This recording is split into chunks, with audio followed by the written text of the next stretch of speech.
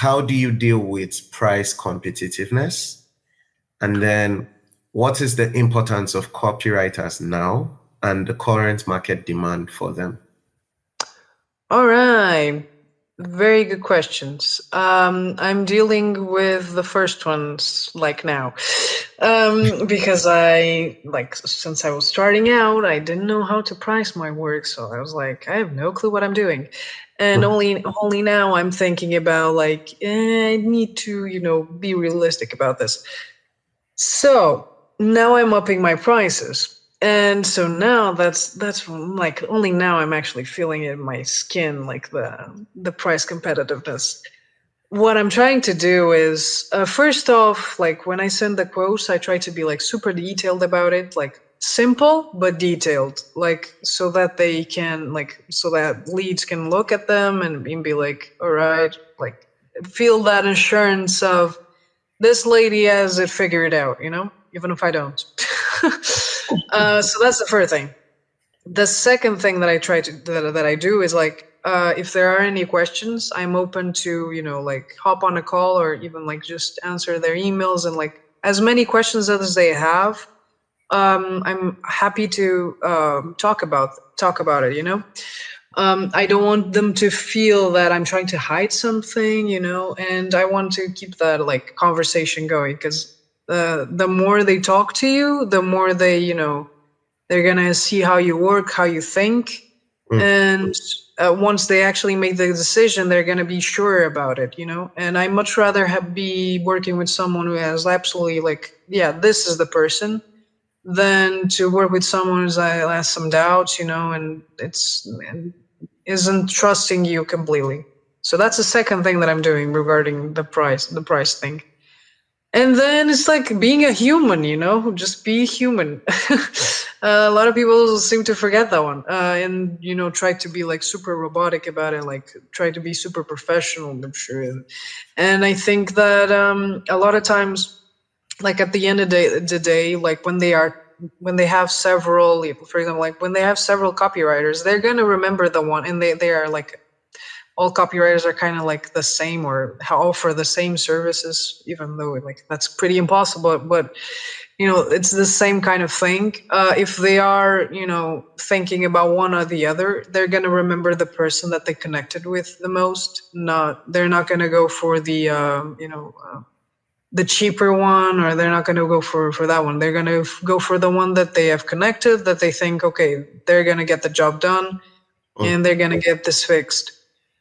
So I think it's like being honest about it, like having an open conversation and being human, And I think that goes like answering your second question, the demand for copywriters. Like one of the reasons that I'm working now with the Portuguese market is because like every business needs one, when I'm online and I'm looking for whatever business or whatever service or whatever product, and if they're Portuguese based, there's always issues with copy. There's always something like the websites are very unclear. The like you don't understand what they do. Like the websites are not functional. Like a lot of time, they just seem to be informing people and just telling people, "Oh, we do this," and like, okay, but like, what do you actually do? And that thing of since 1987, we've been providing the excellent. Like that thing is super normal here still, and that does not sell, So that's one of the reasons that I've shifted towards the Portuguese market, is like every business that you see, I'm like, dude, you need me, And there are businesses that look at what I'm doing, and even though they don't know what copywriting is, like copywriting is, I've noticed that outside of Portugal, like businesses have an understanding of copywriting. Here, if you mention the word copy to like average business owners, they're not gonna know. Like most of them, they're gonna be like, well, copy, well, what is that, and so it's hard because they don't know what you do, so they're not very conscious that they need you. But it's cool because you know that they need you, so you just have to up that consciousness and trying to find the words, to get them to talk to you. So a lot of times I just send emails and I never mention the word copy, but then they talk to me and they're like, yeah, I could actually use your service, and I'm like, yeah, I know you do, So there's plenty of demand. Like I was in a meeting with the lead the other day. And they were like a bit unsure. It was for email marketing, and they were for unsure, like. And I was like, "You're in this meeting because I sent you an email. So you read words on a screen, and you thought, let me talk to this chick for like 30 minutes to see what she has to say. So emails work, because you're here, you're doing the intended action. So that's what I do for your clients. And once I said that, they were like, "Oh yeah, I hadn't thought about that." It's like, "Yeah, I know you hadn't, you know." So yeah, there's like unconscious demand of it, like there's need, but there's unconscious demand. So yeah, I'm very fine with that. And how often do you tell your clients, of course, since it's Portuguese, how often do you tell them, tu tens que perceber? Awesome. I don't like using that expression because it's like it's very passive aggressively, like you don't understand, like, dude, just get it through your head. So I try to be like very, like a bit more smooth with the words there, and to get them to my side. But yeah, like most of the times when I'm doing, the cold emails and all that, like the thing that really stands them apart is that first, like the personality thing, like the way that I'm here, like kind of insane, joking around. I'm the same with the emails. Like I joke with my emails, like I make like, so I use weird, like more informal language. So I'm like, I read those emails and I think, yeah, that's me. So that stands out among the, I found your business and I do this and I'm gonna make you $1 trillion. Like that stands out. And then the thing that helps is that you, even if it's kind of like generic, um, I actually try to look at the businesses and say, okay, so you need this, this, and this. And then I find a couple of businesses that have the same problems and I send them like their way, with the same problems. I think I told you about this. Yeah, you did. So that helps, because they see a different way of doing things, and that's kind of like a show of my portfolio, because like that's the way I write for you, and that's the way that I'm gonna write for you to get more clients. And so I think that really works. I think it's cool. And one thing I love in what you just said is putting your personality into your email. Oh, yeah. I feel like that also aligns with the previous thing you said about picking your clients and working with people that you can relate with, as Martin will do, people that you're here. Yeah. So I think that's really, really good.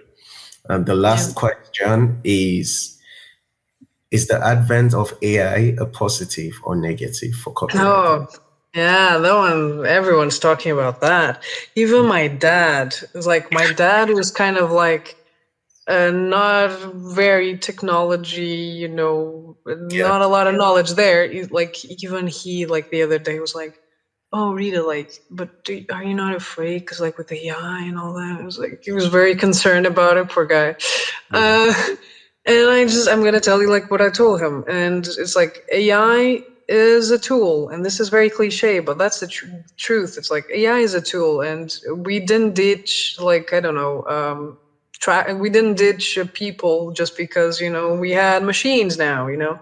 People are still working in a different way, but they are. I think that's what's gonna happen, is that copywriters are just gonna work in a different way, not really like the same way that we've been doing for the longest time. Like for example, with our architects, they were writing like the plans and like the blueprints, like everything by hand with all these tools and all that. And now they do it on the computer, and it's much more and much faster, much easier. But you still have architects, like architects didn't cease to exist.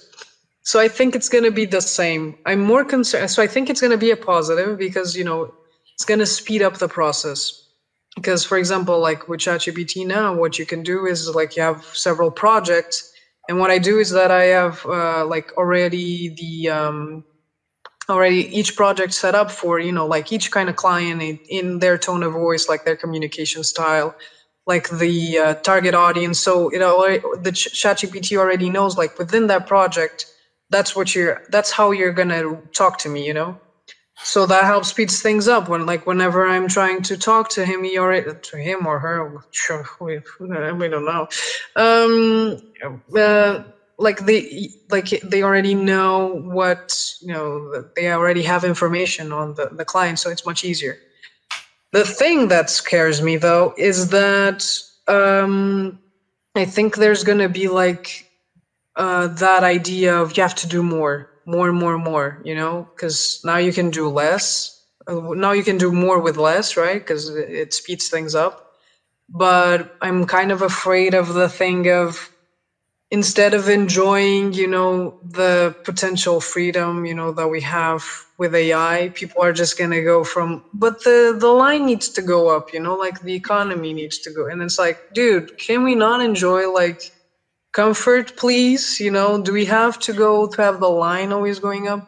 So I think that's it's a bit more concerning. Like productivity is gonna go up, but are we gonna try to become machines ourselves just to like have more output instead of just being like, we could stay here and like be more productive and do more productive things with our personal lives, so that's more concerning, honestly. It's like the overall arching um, consequences of AI, I think at the end of the day, um, one thing AI will never take is our reasoning. And Oh yeah. so it's so it's so unique. When God made us, he placed that uniqueness in us, and AI will always feel computerized. It will always feel artificial, which is what it is. Yep. And the human touch is unbeatable. Oh That's yeah. I say so. If AI gets to that level, then okay. But I Yeah. doubt. I doubt. Yeah, yeah, yeah. Let me not sound ignorant, but it is what it is. No, I do think you're right. Like the other day, I saw a post on Instagram, which was someone saying that, oh, I asked to ChatGPT, and it's a trained one, so it's not even like the generic one, to write me a post for myself, and I asked my copywriter to do the same thing. And then the quiz was like, who's the AI and who's the copywriter? Like every single person could tell who was the copywriter, because it was much more, there was something about it which was more human, like you could tell like there was more emotion in it. And AI kind of just follows a couple of structures, and has the story, like they have the storytelling structure and all that, but then it's missing like that thing of that, that makes it really, you get it. Yeah. It's the same thing like when they generate images and all that, like there's something uncanny about it. Like there's just, even if you can't pinpoint exactly what it is, like there's just something there that your brain sees and is like, there's something off here, I'm not sure what. And I think it's the same with copy. Like even if unconsciously people are like on LinkedIn, people are going nuts about the M dash, but that's not the only thing, like there's some consciously, even if you don't realize that there's an M dash there, there's just some constantly your brain is saying like there's something off here, like this is not a real person. And I don't think it's just me. I think like a lot of, even though like you go on Facebook and then there's boomers saying thank you to like a child who's clearly AI generated, so I'm like, do you not see that this is AI generated? Like, sometimes I'm like afraid for the boomers. It's like, well, all right. So I don't know. Maybe it's that's my thing, that I can tell like right away this is AI, you know. Yeah.